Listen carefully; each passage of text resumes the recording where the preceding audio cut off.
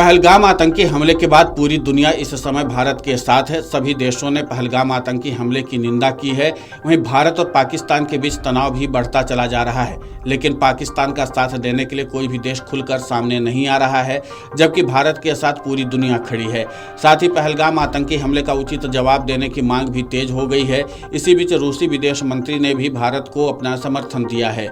इतना ही नहीं, पहलगाम आतंकी हमले के बाद रूसी विदेश मंत्री लावरोव ने भारत के विदेश मंत्री डॉक्टर एस जयशंकर के साथ फोन पर भारत पाकिस्तान तनाव को लेकर बातचीत की। बता दें कि इस हमले में 26 लोगों की मौत हुई थी, जिसके बाद भारत ने तत्काल एक्शन लेते हुए पाकिस्तान के खिलाफ कई कड़े फैसले लिए हैं, जिसमें सिंधु जल समझौते को रद्द करने का फैसला भी शामिल है। रूस की ओर से जारी बयान में कहा गया कि शुक्रवार को रूसी संघ के विदेश मंत्री सरगेई लावरोव और भारत के विदेश मंत्री डॉक्टर एस जयशंकर के बीच टेलीफोन पर बातचीत हुई। विदेश मंत्रियों ने रूस भारत सहयोग के मौजूदा मुद्दों के साथ साथ पहलगाम शहर के पास हुए आतंकी हमले के बाद भारत पाकिस्तान संबंधों में आई तेजी पर भी चर्चा की। रूसी विदेश मंत्री सरगेई लावरोव ने 1972 के शिमला समझौते और 1999 के लाहौर घोषणा पत्र के अनुसार द्वीपीय आधार पर राजनीतिक और कूटनीतिक माध्यमों से नई दिल्ली और इस्लामाबाद के बीच मतभेदों को सुलझाने का आह्वान किया। मंत्रियों ने उच्चतम और उच्च स्तरों पर आगामी संपर्कों के कार्यक्रम पर भी चर्चा की। पहलगाम आतंकी हमले के बाद भारत ने सिंधु जल संधि को निलंबित करना,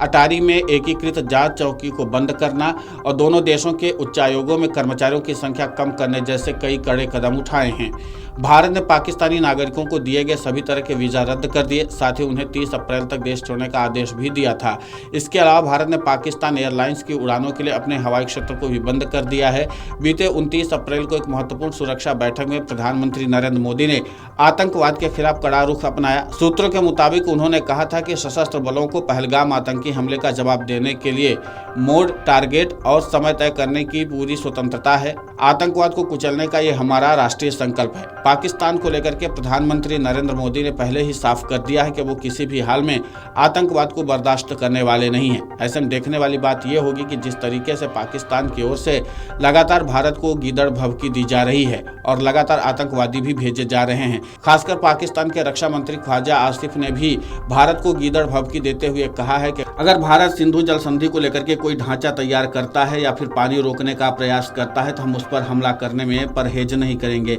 इसके बाद से ये लगता है कि जैसे दुनिया भर के देश चाहते हैं कि भारत और पाकिस्तान के बीच शांति बहाल हो, उन सब के बीच में अगर पाकिस्तान के रक्षा मंत्री की तरफ से इस तरीके के बयान आएंगे तो जाहिर सी बात है कि जिस रिश्ते को अभी पूरी दुनिया सामान्य करने में लगी हुई है कि भारत के साथ पाकिस्तान के रिश्ते सामान्य हो जाएं और इसके लिए बातचीत और संवाद के जरिए इस मामला हल किया जा सके, तो उसमें यहाँ पर दिक्कत आ सकती है। लेकिन अब प्रधानमंत्री नरेंद्र मोदी ने साफ कर दिया है कि पाकिस्तान के साथ अब कड़ाई से ही पेश आना होगा और इसीलिए प्रधानमंत्री नरेंद्र मोदी ने पहलगाम आतंकी हमले के बाद साफ तौर पर भारत के सुरक्षा बलों को इस बात का आदेश दे दिया है कि अब आप लोग अपने हिसाब से एक्शन ले सकते हैं और इसीलिए पूरी स्वतंत्रता के बाद से ही अब लगातार सेना भी अपने काम में तेजी से आगे बढ़ रही है और इन्हीं सब बातों को ध्यान में रखते हुए अब पहलगाम आतंकी हमले को लेकर के भारतीय सेना भी जवाब देने की तैयारी में जुट चुकी है। यहाँ पर गौर करने वाली बात यह है कि रूसी विदेश मंत्री सरगेई लावरोव ने भी भारत के विदेश मंत्री डॉक्टर एस जयशंकर से बातचीत में इस बात पर बल दिया कि इस मामले पर बातचीत के साथ समझौता किया जाना चाहिए,